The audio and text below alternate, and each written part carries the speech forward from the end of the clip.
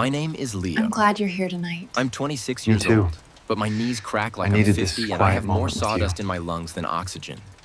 I work at the Arrowhead Marina on the north shore of the lake, a place where shiny fiberglass yachts go to die and rich college kids come to crash their daddy's jet skis. I don't touch the fiberglass stuff. Plastic has no memory. If you scratch it, it's just a scratch. I work on wood. I restore vintage runabouts, Chris Crafts, Garwoods, Centuries. Boats that were built when planned obsolescence wasn't a phrase anyone knew. Wood is different. Wood breathes. It expands with the water, contracts with the sun. It remembers every wave it's ever hit. Most people look at an old wooden boat and see a fire hazard. I see a story that just needs a little sanding to be readable again. That's why the marina manager, distinct because of his clip-on tie and inability to distinguish a stern from a bow, sent me to the Sterling place. "Lady called about the boathouse," he'd said, not looking up from his phone. "Says she inherited a heap of junk from her ex-husband and wants it hauled to the scrapyard. Take the trailer. Charge her the annoyance fee."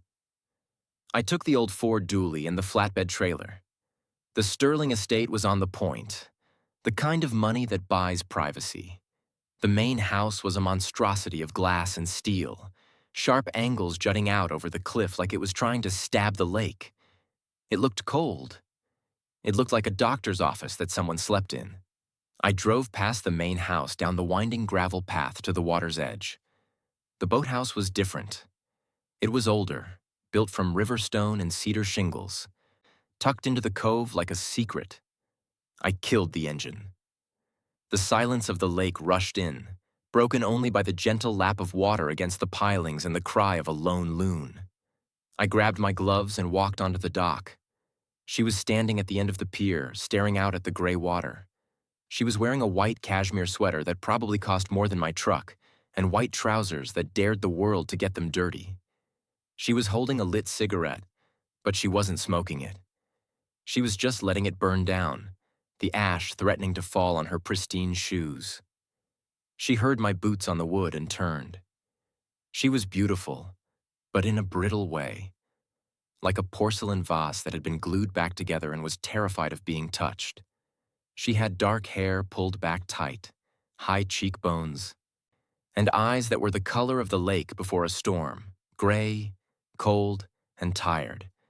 She was maybe 45, but the exhaustion in her posture made her look older. "You're the hauler?" she asked. Her voice was sharp, clipped. "I'm from the marina," I said, stopping a respectful distance away. "Name's Leo." She dropped the cigarette into the water. It hissed and died. "I'm Diana. The junk is inside." She gestured vaguely toward the boathouse doors. "My late husband collected projects. He never finished them. He just liked owning things that used to be beautiful." There was a bitterness in her tone that could strip paint. She walked past me, smelling like expensive gin and rain, and threw open the double doors of the boathouse. I stepped inside. The air was heavy, smelling of mildew, old gasoline, and damp wood. Shafts of sunlight pierced through the gaps in the siding, illuminating dust motes dancing in the air. And there she was, resting on the lift, covered in a layer of grime thick enough to write your name in, was a 1955 Chris Craft Continental. She was 20 feet of mahogany curves and chrome. She was a wreck. The varnish was peeling like sunburned skin, the upholstery was cracked, and I could see gray patches in the hull where the water had tried to reclaim her. But the lines were perfect. "Well?" Diana asked from the doorway, her arms crossed. "Can you drag it out? Or do I need to hire a barge to sink it?" I walked up to the hull. I ran my hand along the gunnel.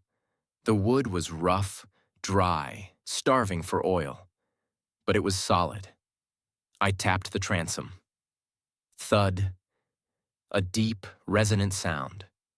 No rot, just neglect. "You want to sink a 55 Continental?" I asked, looking back at her. "That's a crime in 3 states. It's firewood," she said flatly. "Look at it. It's broken." "It's not broken," I corrected. my voice dropping into that quiet register I used when I was calming down a panicked boat owner. She's just thirsty. The wood is gray because the varnish failed, but the planks are sound. The engine probably just needs the carb rebuilt. I don't care, Diana said, stepping into the gloom. Her heels clicked on the wooden floorboards. I'm selling the house. The real estate agent said the boathouse needs to be empty. This thing is an eyesore. It reminds me of wasted time. Get rid of it. I looked at the boat, then I looked at her.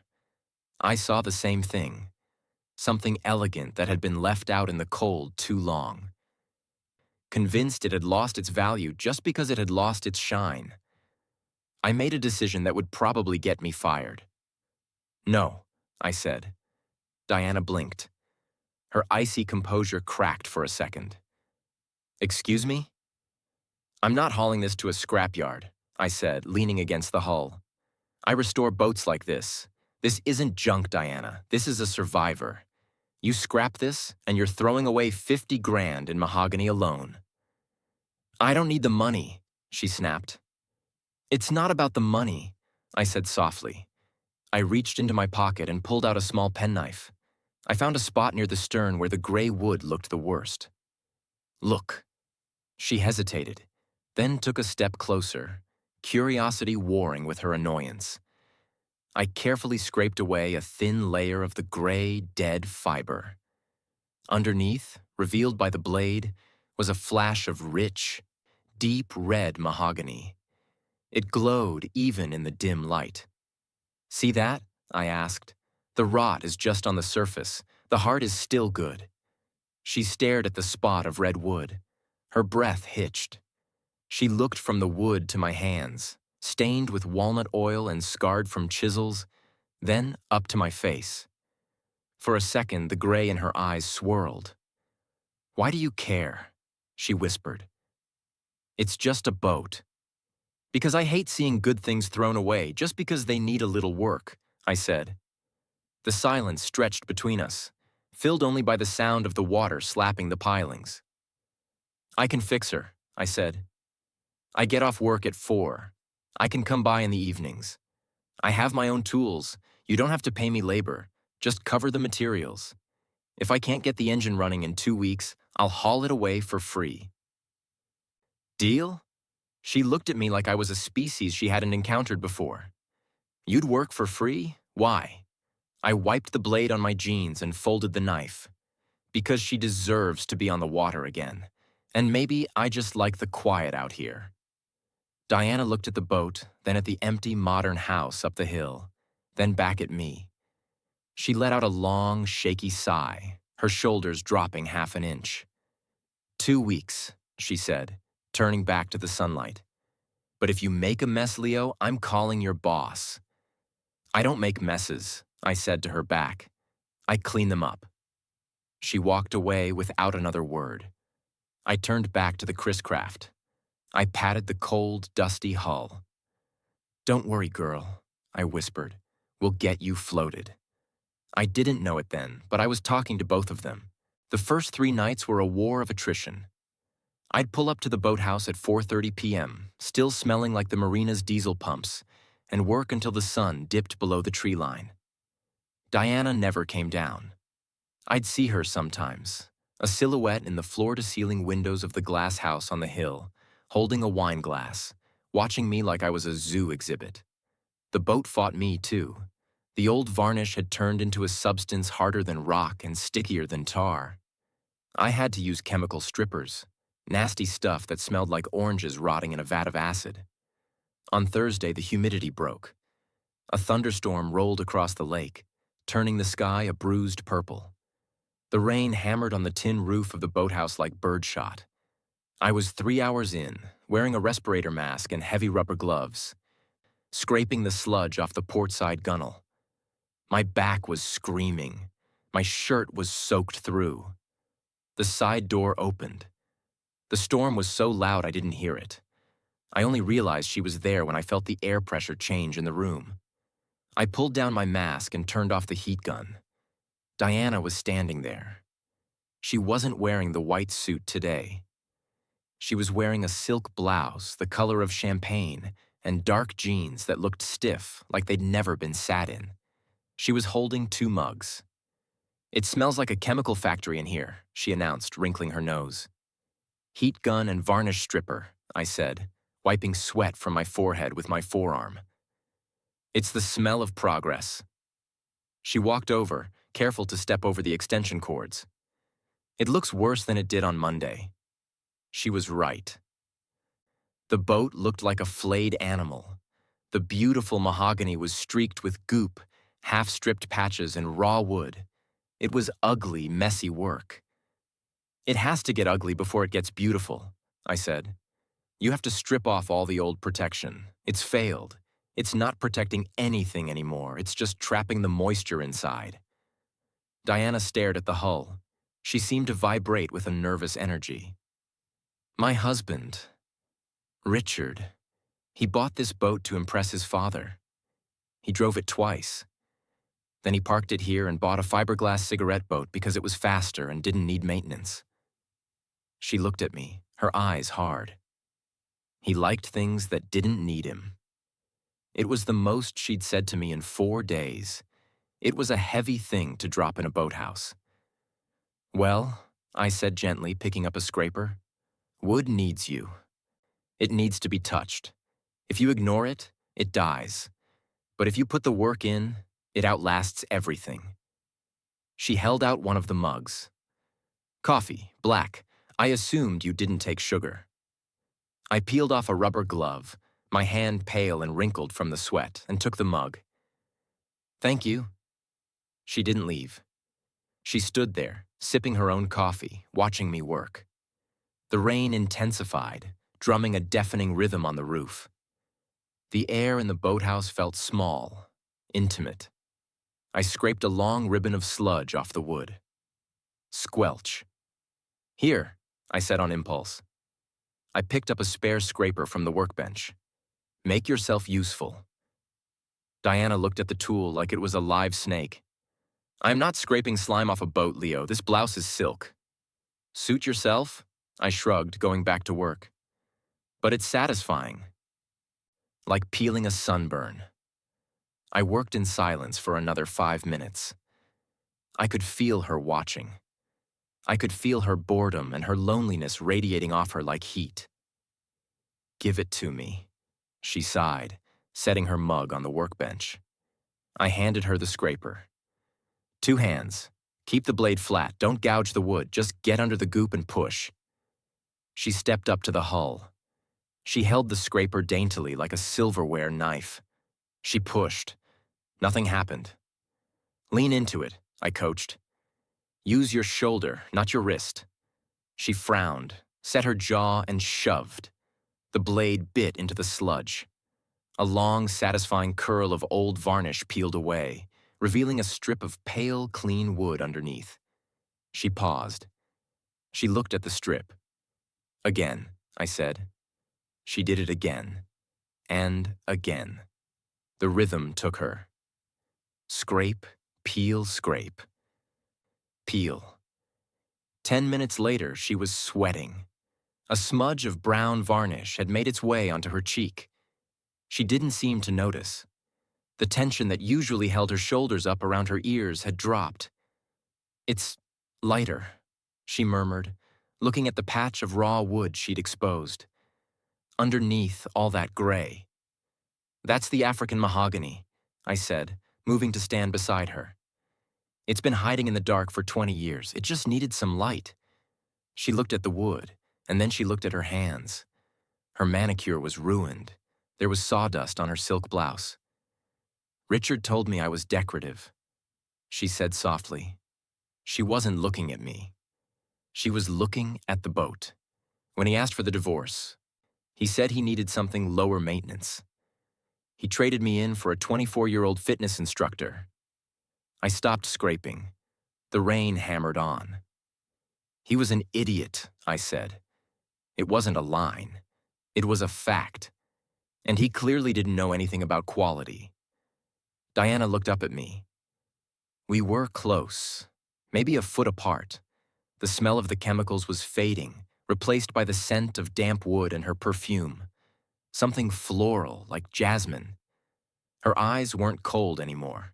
They were wide, surprised. "You're a strange mechanic, Leo," she whispered. "I'm a restorer," I corrected. "Mechanics just swap parts. I bring things back to life." I reached out. I didn't think about it. I used my thumb to wipe the smudge of varnish off her cheek. My skin was rough, calloused sandpaper against her porcelain face. She didn't pull away. She leaned into my hand, just a fraction of an inch. A shiver went through her that had nothing to do with the cold. The moment hung there, suspended in the dust motes. Then, the thunder cracked right overhead, shaking the floorboards. Diana jumped, the spell breaking. She stepped back, flushing pink. She looked down at her ruined blouse.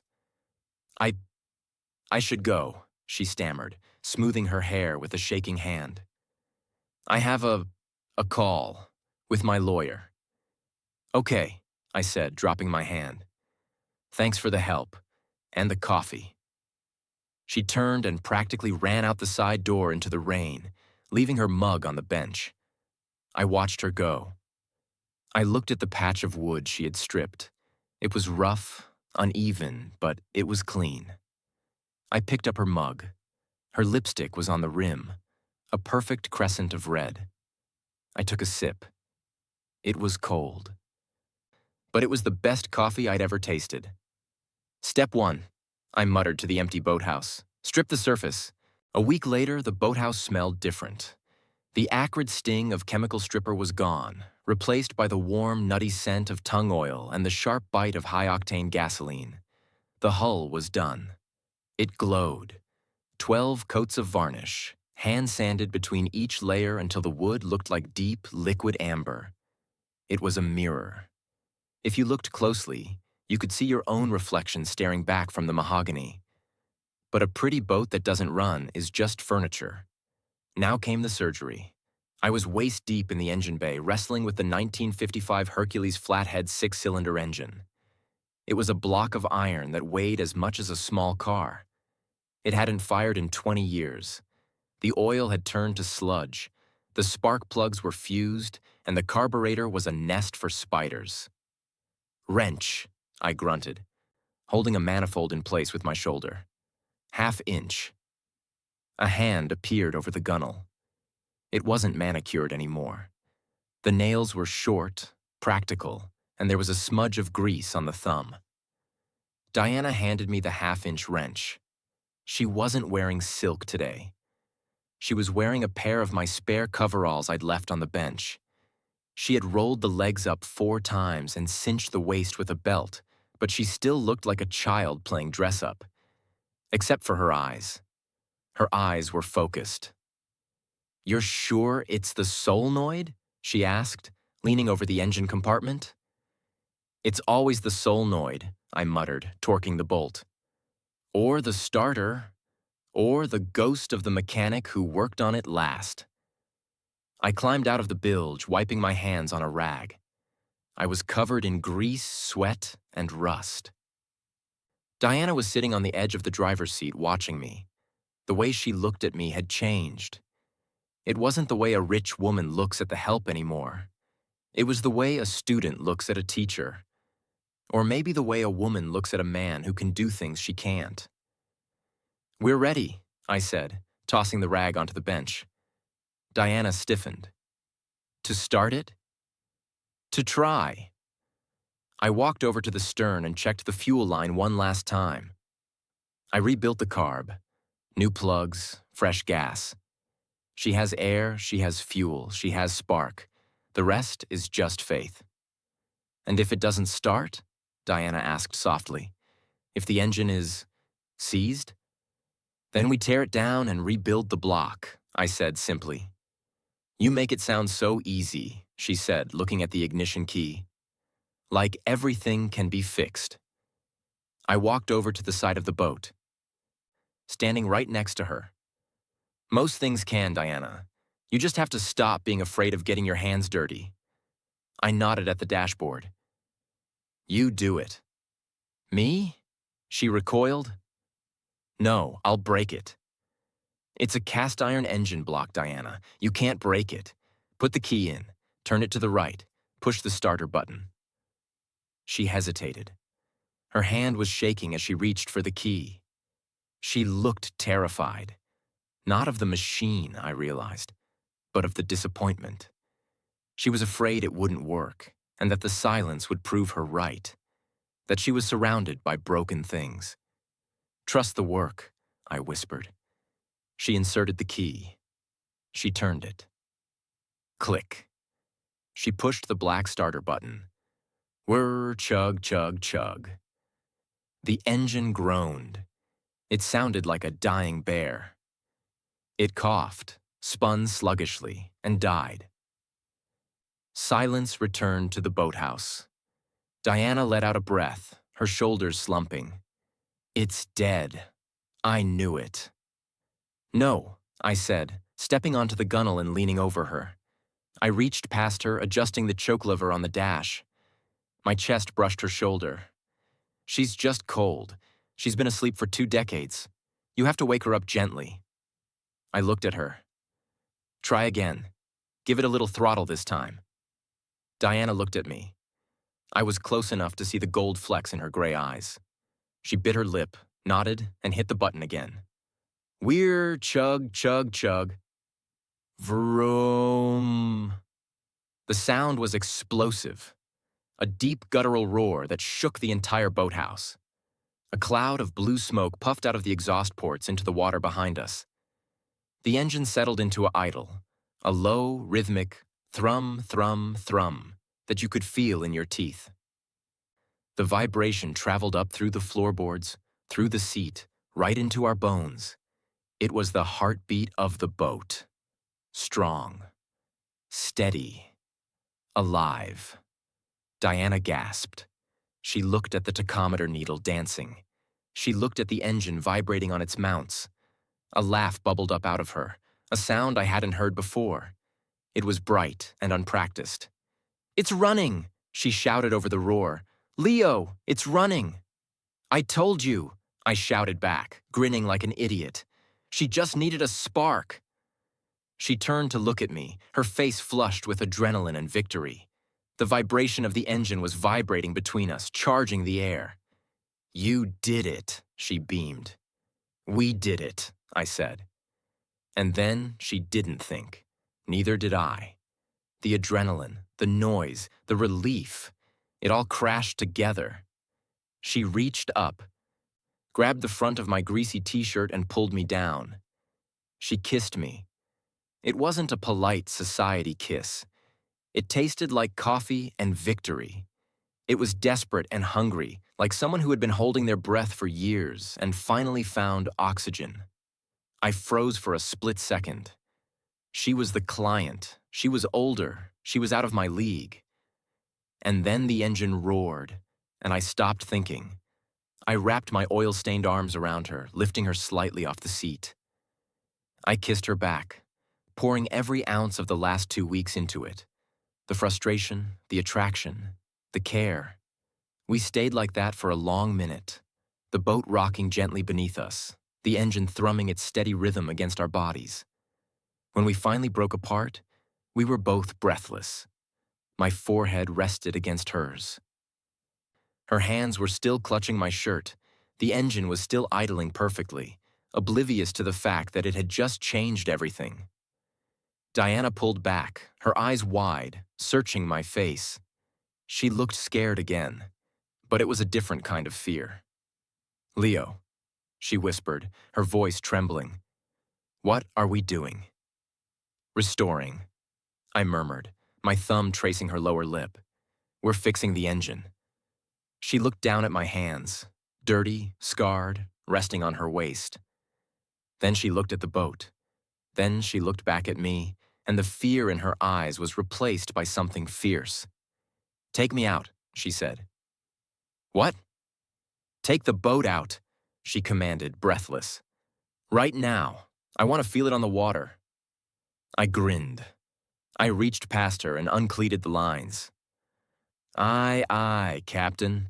I hit the switch for the electric bay door. The heavy chain rattled, and the garage door rolled up, revealing the twilight sky. The lake was a sheet of dark glass, turning deep violet as the sun vanished behind the mountains. "Take the wheel," I told her. Diana hesitated, her hands hovering over the chrome-rimmed steering wheel. "I haven't driven a boat in 15 years. "It's like riding a bike," I said, untying the stern line. "Only wetter and louder." I pushed us off the pilings. We drifted silently out of the boathouse shadows and into the open air. The cool evening breeze hit us, carrying the smell of pine and deep water. "Hit it," I said, gently.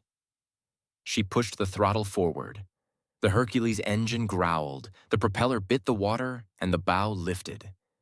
We didn't surge forward like a plastic speedboat. We gathered momentum like a freight train. The heavy mahogany hull pushed the lake aside, carving a path rather than bouncing over it. "More," I encouraged, leaning close to her ear to be heard over the engine. "She wants to run." Diana gritted her teeth and shoved the throttle down. The roar deepened. The wind whipped her hair out of its tie, sending dark strands flying across her face. The bow dropped as we planed out, and suddenly we were flying. The vibration smoothed out into a hum.